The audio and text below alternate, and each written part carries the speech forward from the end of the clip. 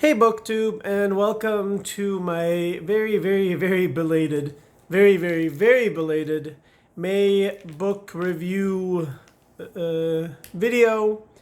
By the time I upload this video, it's probably going to be very related by the time you guys see which books I read in May. But anyway, let's get started.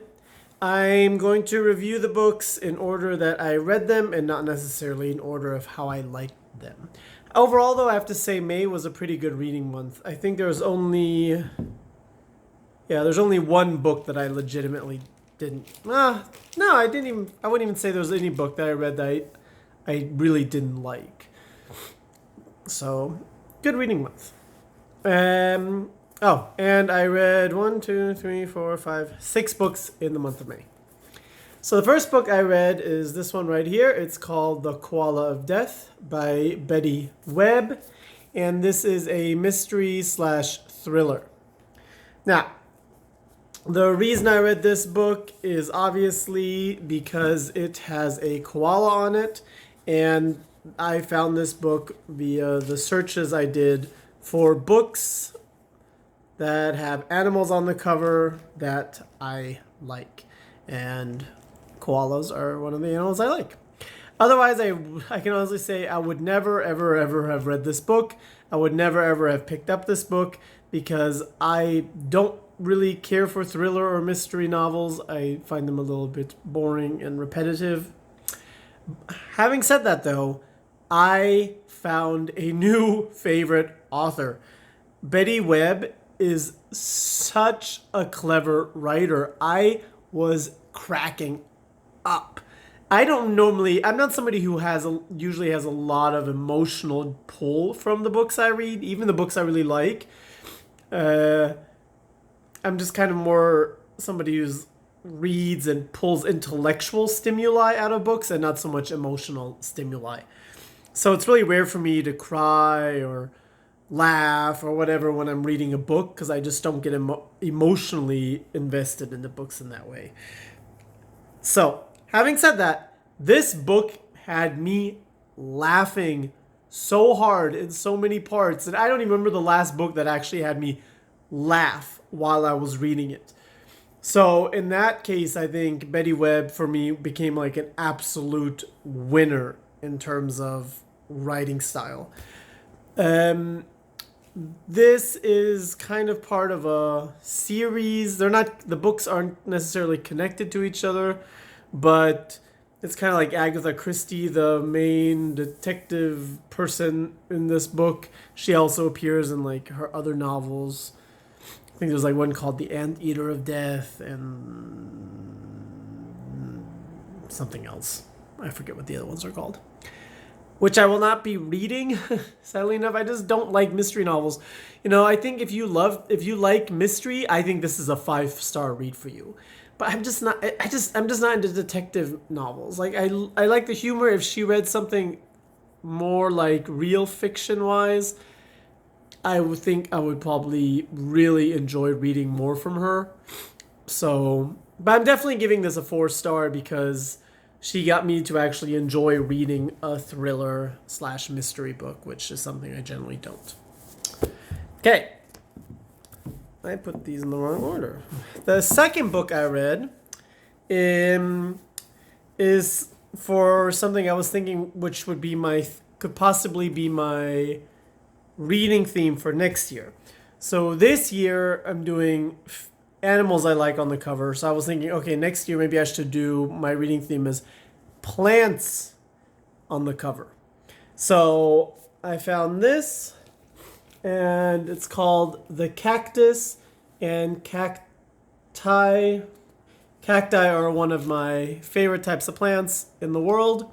So I saw this cover, and on top of that, this cover I think is gorgeous. Like all here is like the rose gold, and this is rose gold, and like the shape of it as a cacti, and all these cacti here. I don't know. It was like it was kind of like, okay, I like cacti. On top of this, I thought this was one of the most beautiful covers I've ever seen. So it was kind of a insta buy on Amazon. And in this book, you're following a woman who I think is in her like early to mid 40s, and she's really set in her ways, and she's never really had a relationship that really mattered to her and all this kind of stuff. But she's also like fiercely independent, so it never really, she doesn't care that she doesn't have a relationship. And through the course of this book, she just kind of has a big growth, and all of a sudden like she discovers that maybe she does want to have love in her life and all this kind of stuff. And the storyline, I could appreciate this book because I identified a lot with the main character, because I'm also somebody who I think is very set in my ways, and I think I'm not somebody who necessarily gets along with everybody because I have a certain way that I think things should be done. Like, I definitely think people should focus more on honesty and integrity and hard work than necessarily being nice. So I think a lot of people maybe don't like the fact that I'm very blunt or I'm very honest about how I think things should be done, because sometimes a little the niceness can fall to the back. Anyway, so I kind of identified with the main character, but I think if the main character, because I could see where this main character would also be very unlikable for a lot of people, and if that was the case for you, I would imagine that you would not fall in love with this book. I don't think that the writing or the storyline is so incredibly amazing that you're going to be like, oh my god, I really love this book. So having said that, sorry, I didn't say who the author was. So it's The Cactus by Sarah Haywood. So having said that, I think this would probably, this is like a 3, a 3.5. It's a 3. It's just a 3-star. It's not good. It's not bad. I enjoyed it for what it was. I didn't think it had to be as long as it was, though, and the writing was just okay, and the plot was just okay. Okay, the next thing I read, I'm not going to talk a massive amount on because I think I'm going to do a video about this in general, and that is Gay, Pride, and Prejudice by Jane Austen and Kate Christie. And this is also another beautiful, beautiful cover. So Pride and Prejudice, in my opinion, is one of the best stories ever told. It's definitely one of the best English language classics. I thoroughly, thoroughly, thoroughly enjoy it. And I have read several different renditions of Pride and Prejudice. Now I've read Gay, Pride and Prejudice. In this one, several of the main characters are lesbian and gay, obviously. And so the plot kind of evolves from there. I'm going to do a video all about Pride and Prejudice and the different renditions I've read, so I'm going to review more of this at that point. I will say really quick, though, that from all the different renditions I have read, this was not one of my favorites, and I would say I probably would just give this a 3-star rating. Okay, the next book I read also came from my theme this year, Animals on the Cover That I Like. This was, for a long time, my absolute favorite animal ever, and now I would probably say it's still in my top 5. I don't know if it's my favorite anymore. I don't know, like, I feel like when you become an adult, I don't think you really have things where you're like, favorite color, favorite animal, favorite food. You know, I think you kind of, I don't think that's a bad thing, but you kind of grow out of that phase where you're like, this is my favorite color, you know? It's kind of like, well, I like a lot of colors, and I like a lot of different foods, you know? Anyway, not the point. So the book is called The Soul of an Octopus by, I don't know if it's C or Cy Montgomery. I'm going to guess it's Cy. And this is also a book with an amazingly, amazingly beautiful cover. And this is also a book I would never, ever, ever have picked up if it wasn't for this book theme this year, which is one of the reasons why I so love the fact that I do these themes, because it forces me to constantly step out of my comfort zone and actually read books that I normally wouldn't come across. You know, if I always just stuck with reading books that were, you know, sad, melancholy, reality-based fiction books, I think I would miss out on a lot of gems. So, and this is one of those gems. So I just said earlier how there's not a lot of books that elicit emotional reactions from me. This book had me bawling. I was crying my eyes out. And the only other book in the last, like, I don't even know how many years that has managed to do that was another book that was based from, like, about animals.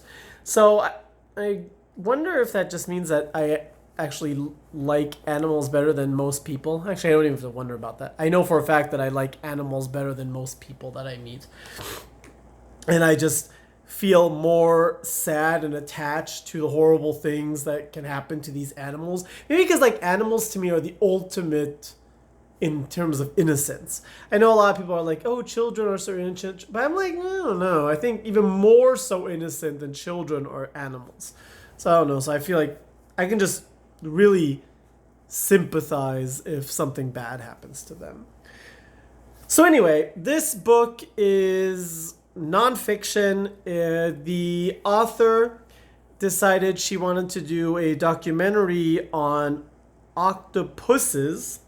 For years, I always said octopi, but one of the first things I learned in this book is that actually the correct plural for octopus is octopuses, not octopi. I forget what the reason was for that. It has something to do with if it's from the Latin or from the Greek or something. Yeah, and so because she wants to do this documentary, she goes to some aquarium, and I forgot where this was. I want to say it was on the East Coast, maybe in Boston.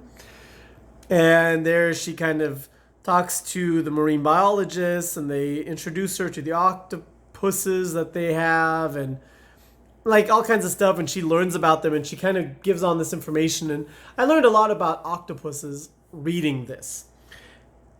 So very well written, very sad, page turner. I definitely am giving this a 5 out of 5 stars, and that is saying a lot because I don't normally enjoy nonfiction at all.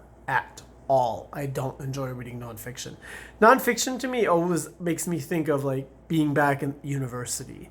So at university is where you have to read nonfiction, you know what I mean? And I'm like, when it comes to enjoyable, I want to read about, yeah, I don't know. So, but yeah, this was amazing. 5-star read. Then after that, I read the one book that I would say I didn't crazy enjoy. I didn't hate it or anything. And that is called Zombie by Joyce Carol Oates. And in this story, you are following a young man who is sick. No other way of saying it. And he gets it in his head that he can turn people into zombies so that they can kind of become his slaves, and for housework and sex and whatever. The story isn't necessarily bad. The writing isn't necessarily bad. The problem I had with it is that I feel this book is plagiarized. I'm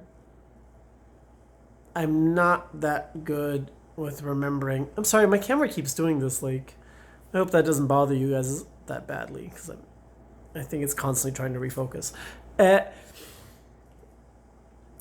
What is the name of that mass murderer? I want to say Bundy, but that's not correct, because I think Bundy killed women. Did Bundy kill women?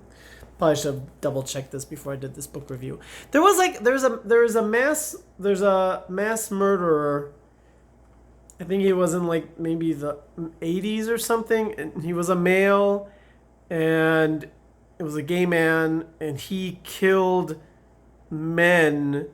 And Dahmer, that's his name.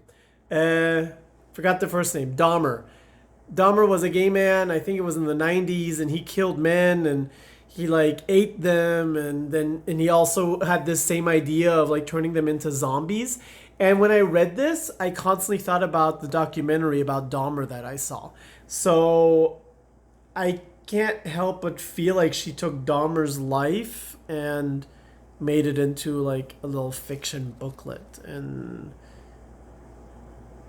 I don't know how I feel about that. Like I said, the book in itself is not bad, but I kind of feel part of me feels like it's plagiarism, and the other part of me feels like it kind of cheapens the horror of what Dahmer did, and I don't know if I feel how I feel about that.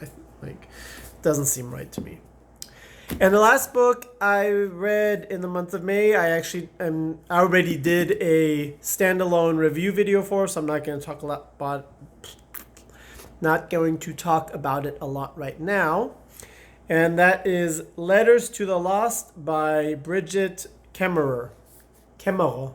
This sounds like a German name. Brigitte Kemmerer. Maybe she's German. Or yeah. Oh, I didn't rate this one. 3 stars. And this one is 3.5. I don't really want to say too much more to this. Murphy Napier, I don't know if I'm saying her last name right, on BookTube. She's one of my favorite booktubers to watch. She recommended this book, and the premise of it sounded so interesting and definitely something I had never read before, and I was like, I'm sold. She likes it, and I want to read it. And I have to say, I had very mixed feelings on reading it, and so it's actually not getting that great of a review. But if you're interested in knowing why I don't feel about it as amazing as I did, then you can always watch the review I did just separately on this book. Yeah. All right. So that is it. Sorry if that May is coming to you guys so incredibly late. And if you have any questions, comments, feedbacks on any of these books, of course. I can't talk today. Of course. I am very happy if you would leave them, and then we can discuss it. And so, all right. Hopefully you guys are doing well. Bye.